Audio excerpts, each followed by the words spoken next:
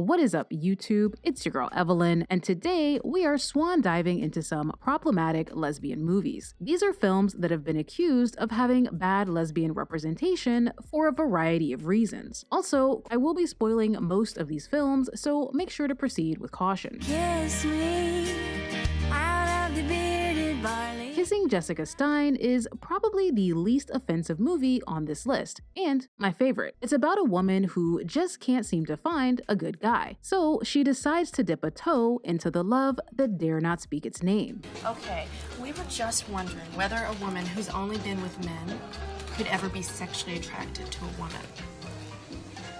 What do you think? Do you think she could? Well, hey, I think she could, definitely. If she couldn't, she should.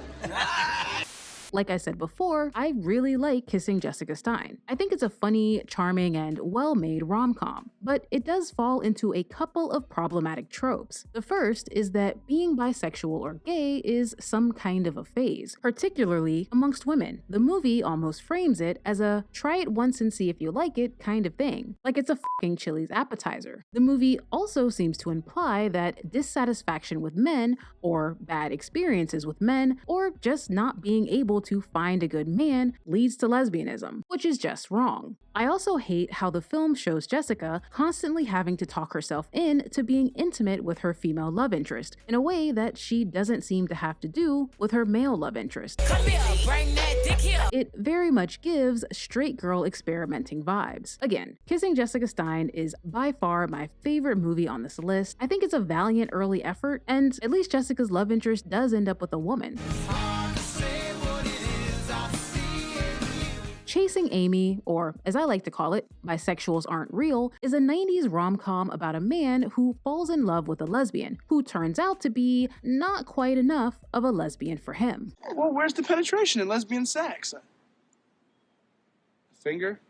Okay, I've had my finger up my ass. I wouldn't say I've had anal sex. Chasing Amy is a movie that annoys the shit out of me because, on one hand, I like a lot of it. It's funny and has some interesting things to say about sex, misogyny, and slut-shaming, but it's also full of stereotypes, and one of them is harmful, if not outright dangerous. Now, it's pretty clear that the quote-unquote lesbian in Chasing Amy is actually bisexual, and the movie very much leans into the bisexuals be promiscuous trope, but they do it while never actually acknowledging her bisexuality, which is kind of weird. But even worse than that is the male fantasy of dating, or I should say converting, a lesbian. In fact, the entire premise of the film is based on a heterosexual man's pursuit of a woman he knows is gay. And even though at the end of the film she does end up with a woman, that motherfucker still tries it. Stop it. Get some help. I'm too sexy for my shirt. Too sexy for my shirt.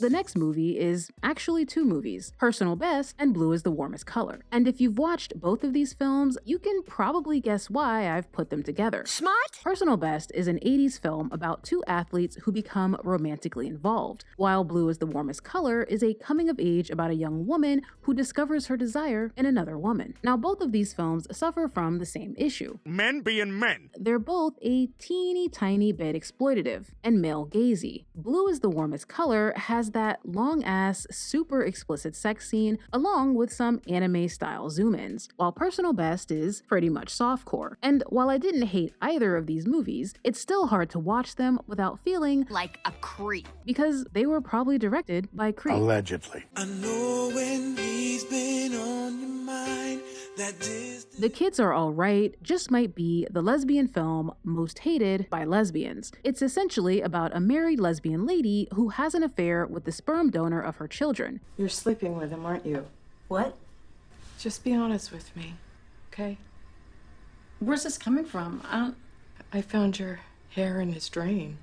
Now, my issue with The Kids Are Alright has more to do with its incredible success despite its aggressive averageness. Guess I'm an asshole. But I can still understand why people don't seem to care for the film's depiction of queer women. The lesbian couple is super unlikable, the sperm donor is the coolest motherfucker in the movie, I would him. The lesbian having an affair with a man, yet somehow maintaining her lesbianism. But more than those things, I think this is a movie that just sends mixed messages, because the movie posits that the only reason Jules, the cheating spouse, cheated was because her wife Nick was not giving her adequate attention, and she felt unappreciated. But what doesn't make sense is why Jules would cheat with a man, unless of course she's bisexual. I'm not even sure bisexuality exists. But at the end of the movie, she says she's gay. Whatever.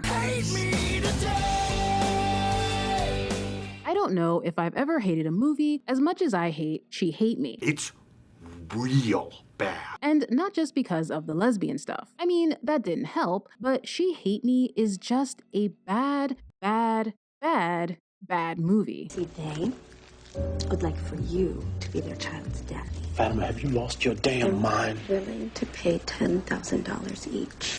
She Hate Me is about this guy who gets fired from his cushy, high-paying job. So in order to make ends meet, he accepts an offer from his ex-girlfriend, who is now engaged to a woman, to impregnate her the old-fashioned way. By fucking him? And she'll pay him money, which somehow turns into a business of him impregnating every lesbian in the city who wants to have a baby the old-fashioned way. That seems unlikely. Now, my biggest takeaway from She Hate Me is that all lesbians love riding dick attached to a man. That's the kind of movie this is. Pure, unadulterated male fantasy. And look, I know Spike Lee has a tendency toward high theatrics in some of his films, but this is too much. I hate it here! That is it for the video, and just to let you guys know, I recently reviewed the film The Almond and the Seahorse over on my Patreon, and it is not good. I'll also be covering Amazon Prime's Deadlock as well. I know I've mentioned Deadlock before on the channel, but it is maybe the only show that has ever made me belly laugh at least once every single episode. So if you haven't caught it yet, you should absolutely watch it. Also, make sure to follow me over on TikTok if you haven't, and you should also consider subscribing to my podcast, Queer She Said. As always, thank you so much for watching, and I'll see you in the next one.